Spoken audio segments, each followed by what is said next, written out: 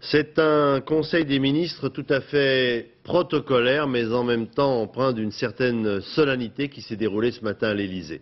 D'après les ministres présents, le président de la République a salué très sobrement le gouvernement et Lionel Jospin.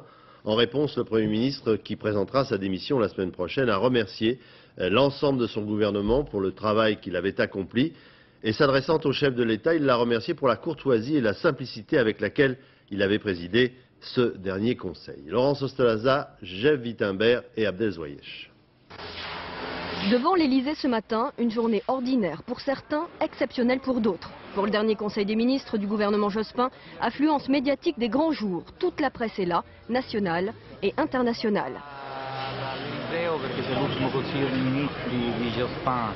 On se bouscule au portillon élyséen, filtrage de circonstances. L'heure de la sortie pour Lionel Jospin, le Premier ministre est souriant, sibyllin, mais poli.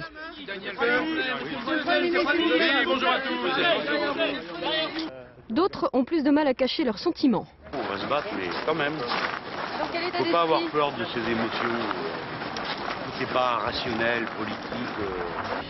Très bousculée, Ségolène Royal affiche elle aussi son émotion. Ce dernier conseil était poignant, bien sûr, parce qu'on a aussi le sentiment d'un rendez-vous manqué, que les Français n'ont pas voulu qu'il se prépare ce face-à-face, qui se prépare entre la droite et l'extrême droite au deuxième tour des élections présidentielles, que près de la moitié du pays ne va pas être représenté.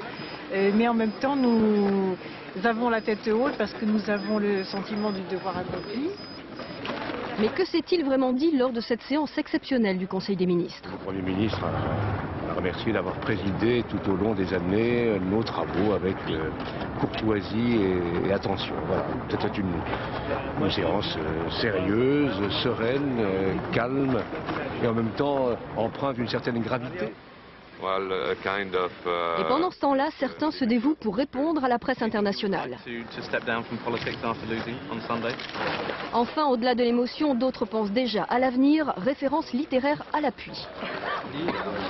C'est un peu comme dans Hemingway, en avoir ou pas. Donc on est là maintenant pour le match au retour, celui de juin. Le rideau tombe pour les ministres du gouvernement Jospin. Oui, ça s'est bien passé. Certains caressent peut-être l'espoir de revenir à l'Élysée après les législatives en cas de victoire de la gauche.